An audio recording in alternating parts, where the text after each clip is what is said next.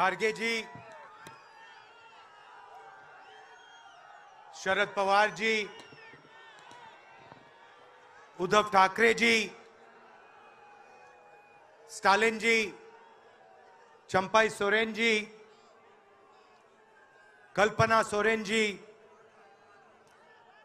तेजस्वी यादव जी, फरूक अब्दुल्ला जी, प्रकाश अंबेडकर जी, महबूबा मुफ्ती जी, दीपंकर भट्टाचार्य जी, सैयद सादिक अली शेहब दंगल जी, stage पे India alliance के वरिष्ठ नेता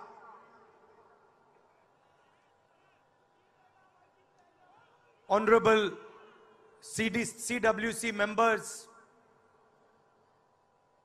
कांग्रेस और गठबंधन के प्यारे कार्यकर्ता, भाइयों और बहनों, देशवासियों, आप सबका यहां बहुत बहुत स्वागत।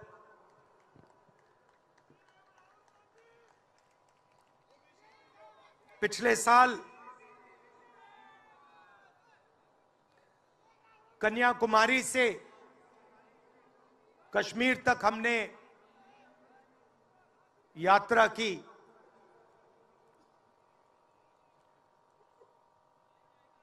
यात्रा करनी पड़ी। अगर मैं अपने आप से पूछता 2004 में, 2010 में, 2014 में कि मुझे 4000 किलोमीटर कन्याकुमारी से कश्मीर चलना पड़ेगा, मैं ऐसी बात सोच भी नहीं सकता था।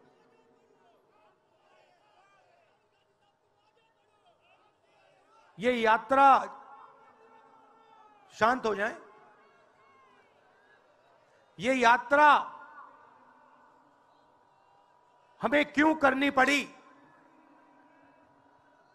क्योंकि देश का जो कम्युनिकेशन का सिस्टम है, चाहे वो मीडिया हो, सोशल मीडिया हो, वो आज देश के हाथ में नहीं है। जनता के जो मुद्दे हैं, बेरोजगारी, हिंसा, नफरत, महंगाई, किसानों के मुद्दे, अग्निवीर के मुद्दे, जवानों के मुद्दे, वो मुद्दे आपको मीडिया में नहीं दिखाई देंगे। तो हमने ये यात्रा करनी पड़ी क्योंकि और कोई चारा नहीं था। देश के ध्यान को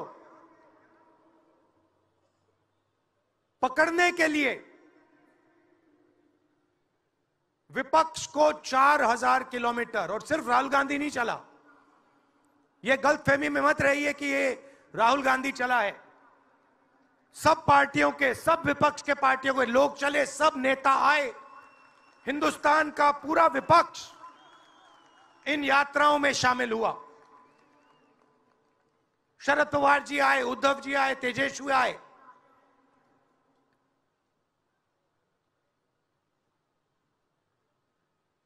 सोशल मीडिया में भी आप गलतफहमी में मत रहिए। किसी ने कहा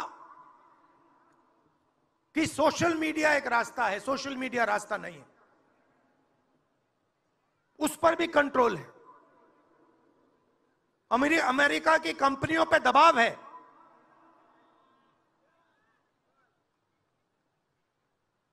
तो काफी डिस्कशन होता है कि हम बीजेपी से लड़ रहे हैं।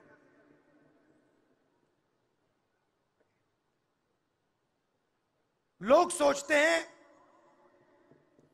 कि हम सब एक राजनीतिक दल के खिलाफ लड़ रहे हैं। देश भी सोचता है कि ये जो नेता स्टेज पे बैठे हैं अलग अलग पॉलिटिकल पार्टी से हैं, ये एक राजनीतिक पार्टी से लड़ रहे हैं। ये सच नहीं है, ये गलत है। हम राजनीतिक पार्टी से नहीं लड़ रहे हैं और ये समझने की जरूरत है। हिंदुस्तान के युवाओं को यह बात समझनी होगी। कोई और कहता है ये सब लोग एक व्यक्ति के खिलाफ लड़ रहे हैं, नरेंद्र मोदी के खिलाफ लड़ रहे हैं। नहीं, हम एक व्यक्ति के खिलाफ भी नहीं लड़ रहे हैं, ना हम बीजेपी के खिलाफ लड़ रहे हैं, ना हम एक व्यक्ति के खिलाफ लड़ रहे हैं। एक व्यक्ति को चेहरा बनाकर ऊपर डाल रखा है।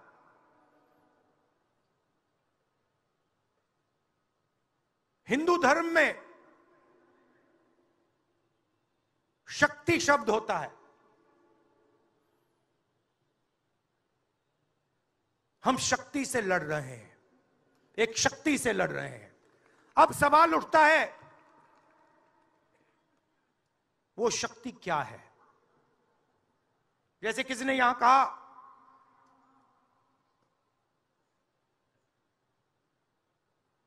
राजा की आत्मा ईवीएम में है। सही है, सही है। राजा की आत्मा ईवीएम में है।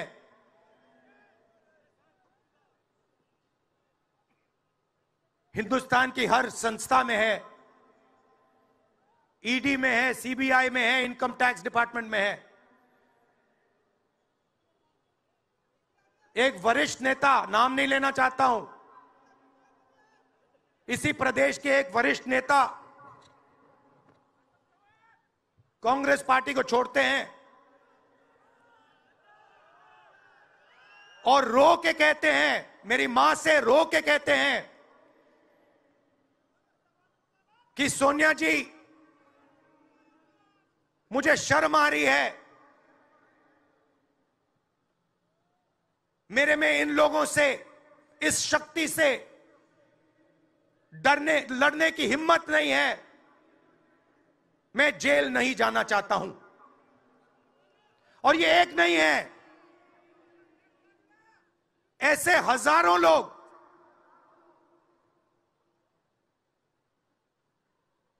डराए गए हैं।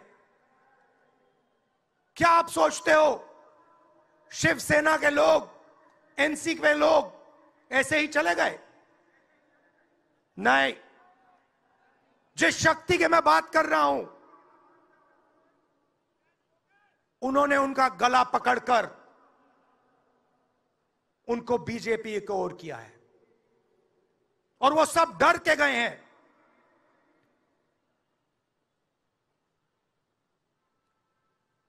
चार 4,000 किलोमीटर चला,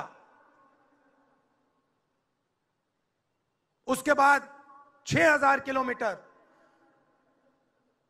मणिपुर से महाराष्ट्र, मुंबई, धारावी।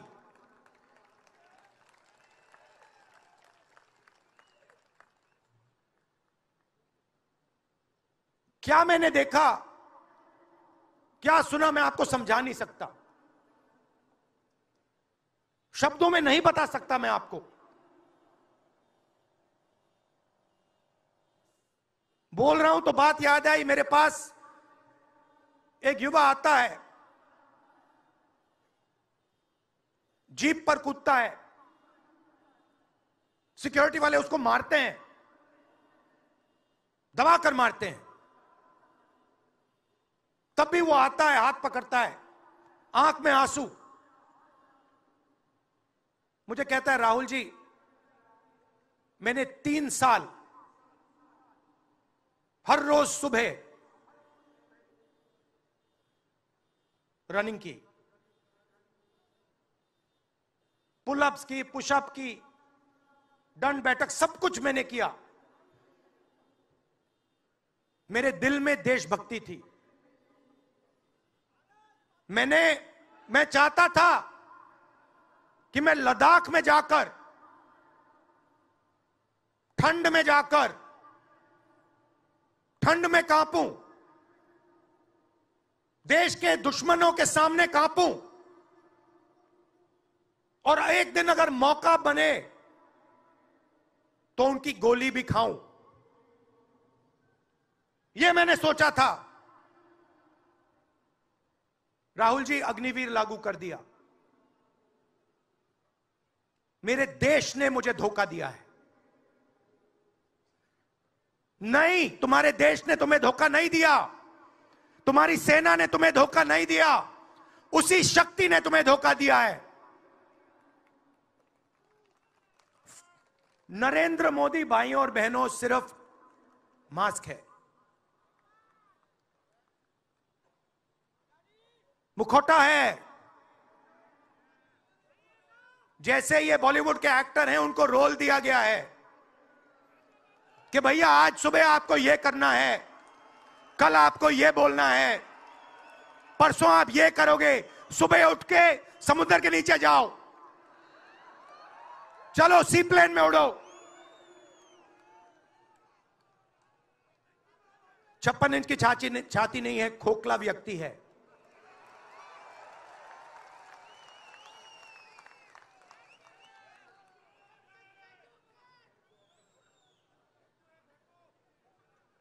धारावी को देखिए आप।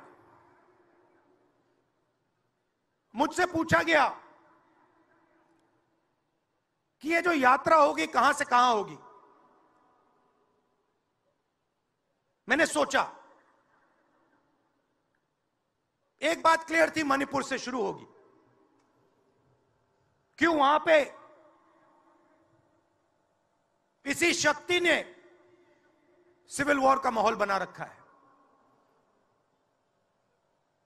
भाई भाई को मार रहा है, गोली मार रहे हैं, तो शुरुआत तो वहां से होगी। और फिर मैंने सोचा, अगर हिंदुस्तान को नया विजन देना है तो यात्रा धारावी में खत्म होगी। यह हुनर का कैपिटल है, हिंदुस्तान के टैलेंट का, स्किल का, हुनर का कैपिटल है। और इनको यहीं से, मुंबई से, इनके घरों से वही शक्ति इनको उठाकर बाहर फेंक रही है।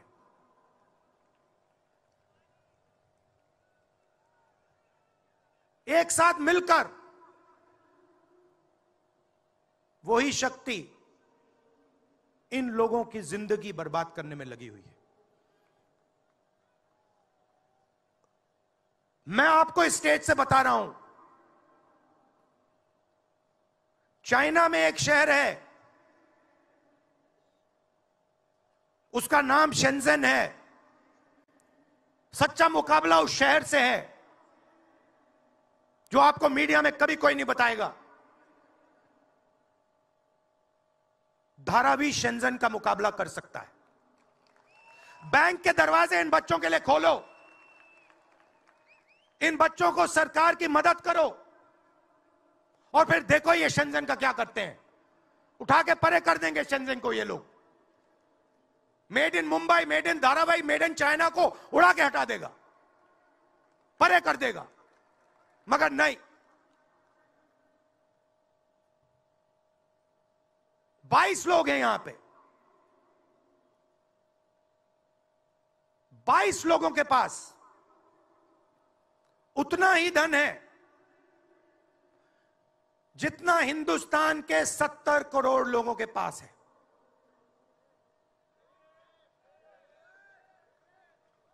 हिंदुस्तान में इंटरनेशनल एयरपोर्ट खुलवाने के लिए साल लग जाते हैं। 10 दिन में शादी के लिए इंटरनेशनल एयरपोर्ट खुल जाता है। वो ठीक है, कोई बड़ी बात नहीं है, अगर 10 दिन में शादी के लिए खुल जाता है वो ठीक है, करना है करो, मगर बाकी हिंदुस्तान में भी तो खोलो, बाकी प्रदेशों में खोलो। इन्होंने क्या गलती की है?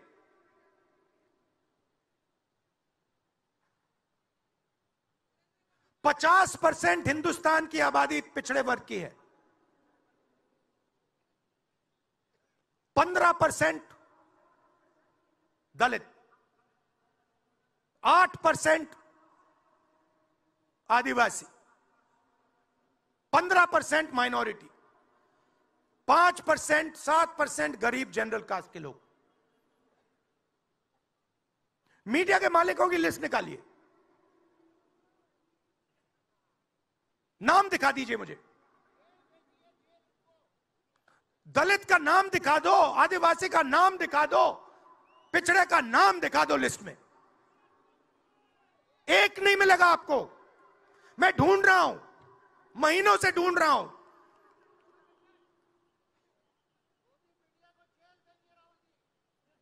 इनकी गलती नहीं है बेचारों की। जैसे मोदी जी मुखौटे हैं, जैसे उनका रिमोट कंट्रोल इनका भी है।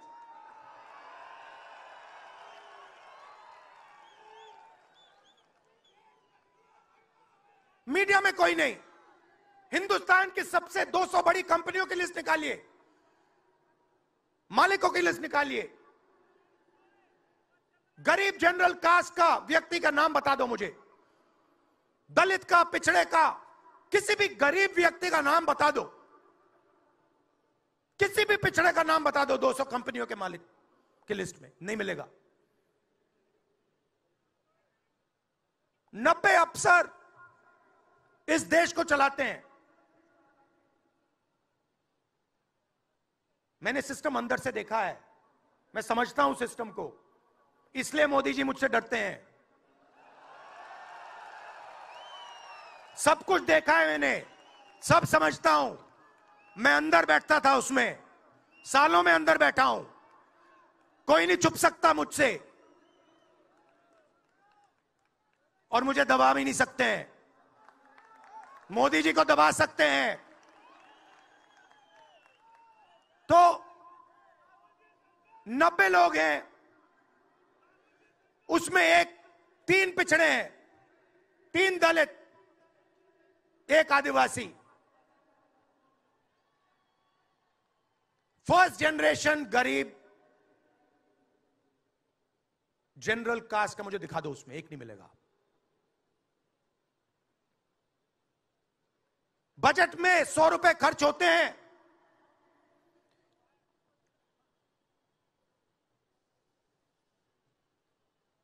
पिछड़े, दलित, आदिवासी सबको मिला दो, 6 रुपए का निर्णय लेते हैं। पॉलिसी कहां बनती है? पॉलिसी ये 90 लोग बनाते हैं, उसमें 200-300 और जोड़ दो।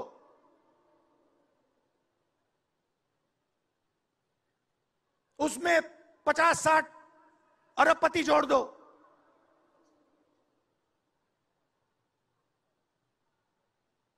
ये है सच्ची शक्ति जो हिंदुस्तान को चला रहा है। और इससे आप कोई नहीं बचेगा, आप में से कोई नहीं बचने वाला। यहां किसी ने ईवीएम की बात की, मैं आपको बता रहा हूं,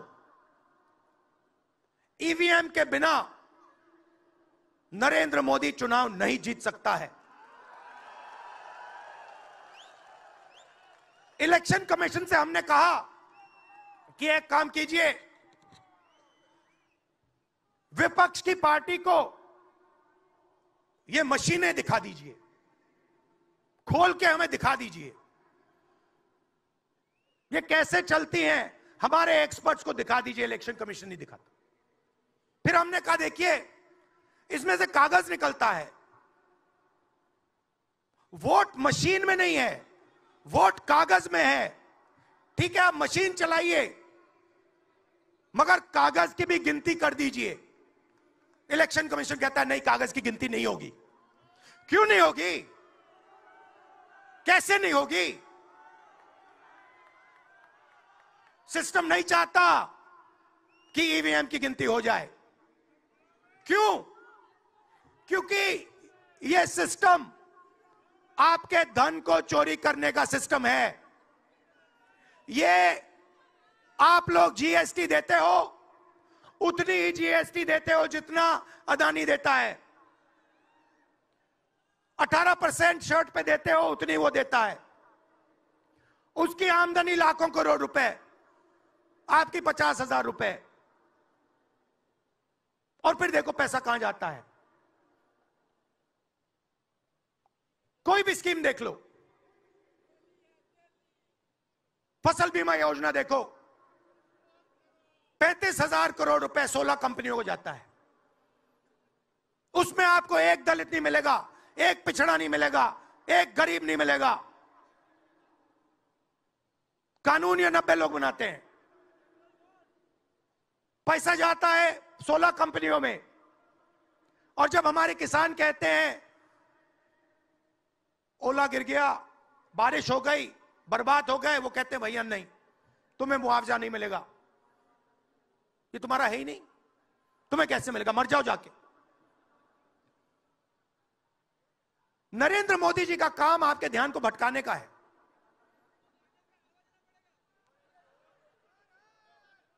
कभी आपसे कहेंगे देखो देखो चाइना की ओर देखो, पाकिस्तान की ओर देखो। कभी मोबाइल फोन की लाइट ऑन कर देंगे, थाली बजाओ।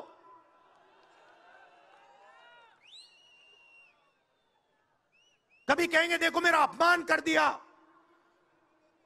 जैसे अभी किसी ने उनकी पत्नी के बारे में बोला, अब कहेंगे देखो मेरा अपमान कर दिया, ध्यान भटकाने के लिए। अब देखना होगा।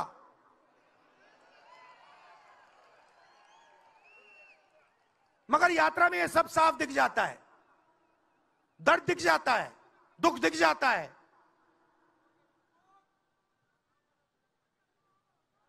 चालीस साल से सबसे ज्यादा बेरोजगारी हिंदुस्तान में आज है। मीडिया में आपको एक मिनट के लिए नहीं दिखता।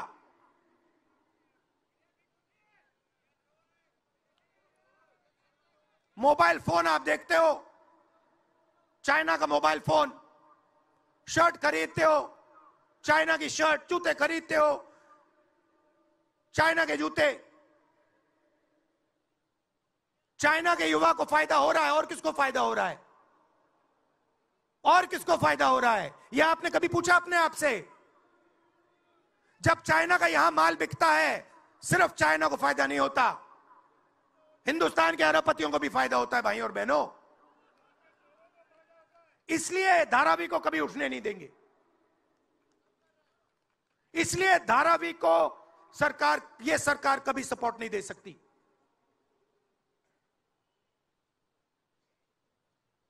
पूरा सिस्टम कंट्रोल में है।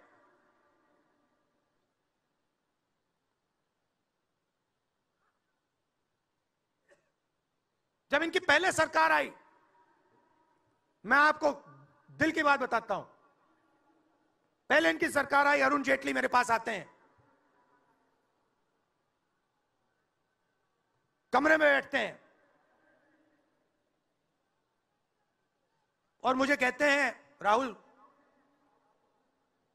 ये जो लैंड एक्विजिशन का मामला है,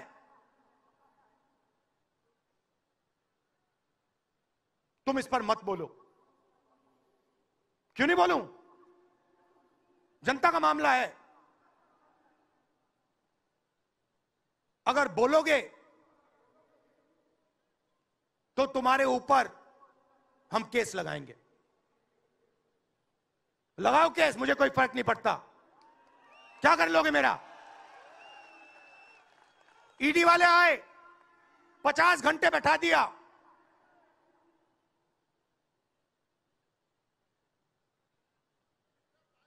अंत में पता है क्या बोलता है ईडी का अफसर? मुझे पता है क्या बोलता है? कहता है राहुल जी, आप किसी से नहीं डरते हो, आप नरेंद्र मोदी को हरा सकते हो।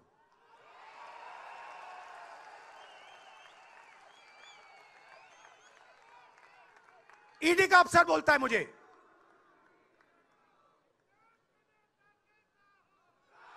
मगर मैं राहुल गांधी नहीं हूं। आप ये मत सोचो कि मैं राहुल गांधी हूं। आप ये मत सोचो कि उद्धव ठाकरे हैं। ये नहीं है, ये हिंदुस्तान की आवाज है। आप देखिए, हर प्रदेश से यहां लोग बैठे हैं। हर व्यक्ति ने अपनी यहां बात रखी। स्टालिन जी ने अपनी बात रखी, सोरेन जी ने अपनी बात रखी। ये हिंदुस्तान बोल रहा है। नरेंद्र मोदी जी की मीटिंग देखिए, वहां सिर्फ एक व्यक्ति बोलता है।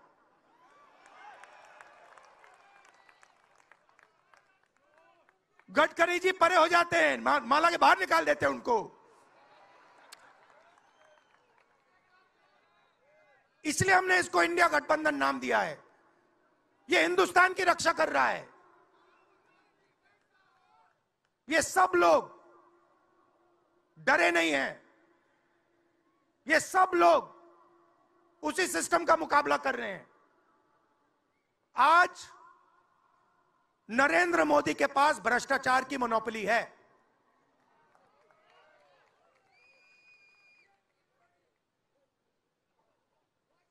इलेक्टोरल बॉन्ड्स का सिस्टम निकाला। मैं आपको समझाता हूं। यहां पे जो छोटे छोटे सड़कों पे ना एक्सटॉर्शन चलता है, हफ्तेबाजी चलती है ना, वो नेशनल लेवल पे कर रहे हैं ये लोग। मैं बता देता हूं, 4 तरीके की हो रही है। एक, पहले ये कॉन्ट्रैक्ट देते हैं, सरकार कॉन्ट्रैक्ट देगी और सीधा परसेंटेज लेगी। इलेक्टोरल बॉन्ड देख लीजिए, उसमें साफ है।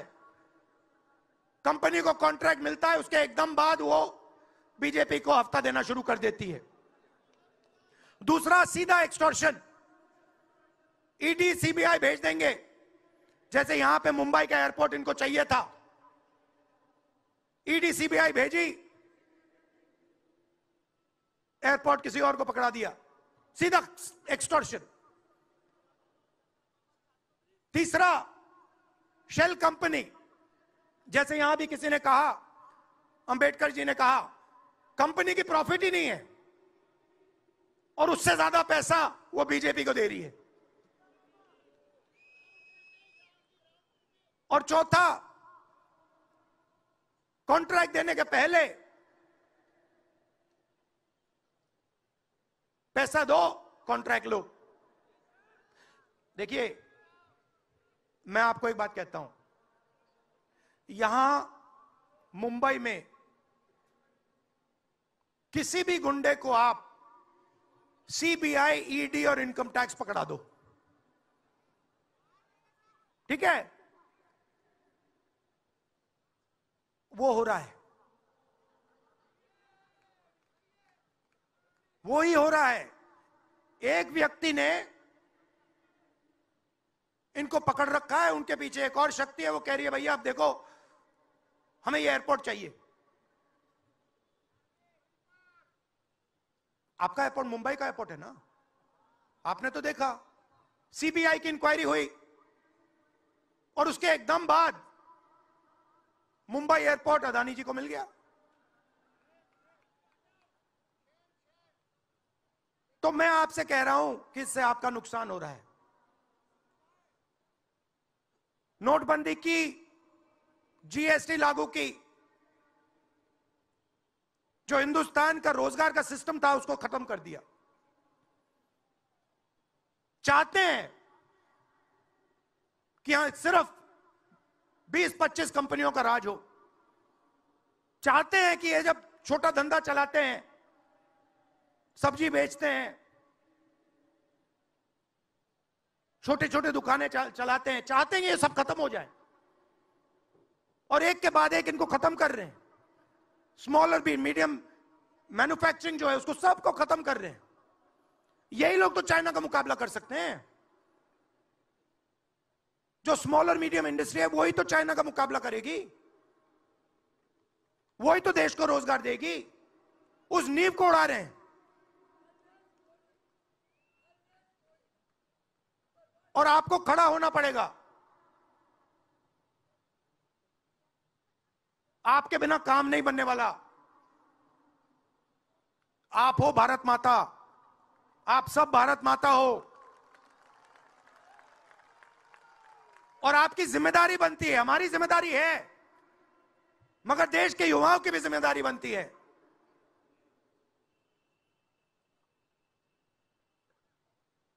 पूरा देश अग्निवीर के खिलाफ है। मैं 4000 किलोमीटर चला, एक युवा ने मुझे नहीं कहा कि अग्निवीर अच्छा लगता है। वो जो रो रहा था मुझे कहता है, राहुल जी मैं नहीं जाऊंगा, मैं नहीं जाऊंगा, मैं अग्निवीर नहीं बनूंगा। और फिर मुझे कहता है, राहुल जी जहां पे पहले हम दौड़ने जाते थे वो सब खाली पड़ा है। यात्राओं से मुझे बहुत सीखने को मिला, दर्द भी हुआ, चोट भी लगी,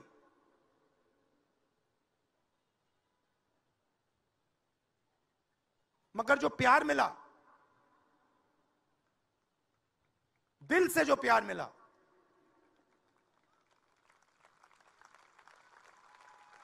वो उसका कोई मुकाबला ही नहीं है। मैं बता ही नहीं, समझा नहीं सकता आपको।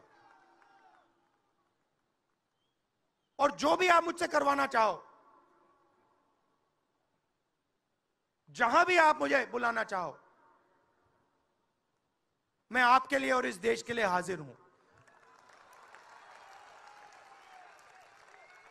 यह नफरत का देश नहीं है, यह मोहब्बत का देश है। नफरत जानबूझ के फैलाई जा रही है। नफरत इसलिए फैलाई जा रही है कि आप अपना ध्यान इधर उधर करो और आपके जेब में से आपका पैसा लूटा जाए, छीना जाए।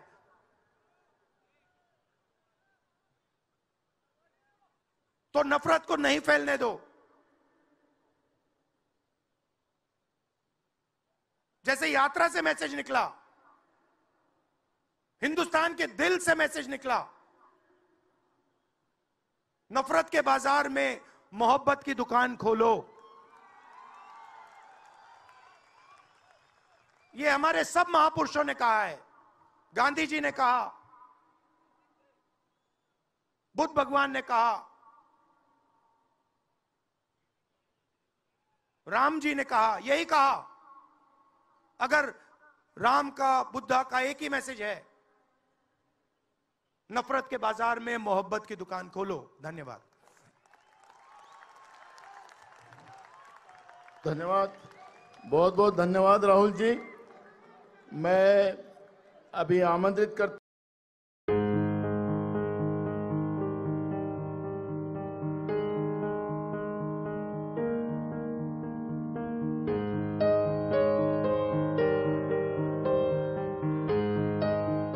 माहितीपूर्ण खात्रीशीर बातम्यांसाठी सबस्क्राइब करा अविरत वाटचाल न्यूज। नोटिफिकेशनसाठी बेल आयकॉनवर क्लिक करा। लाईक करा, कमेंट करा, शेअर करा। अविरत वाटचाल।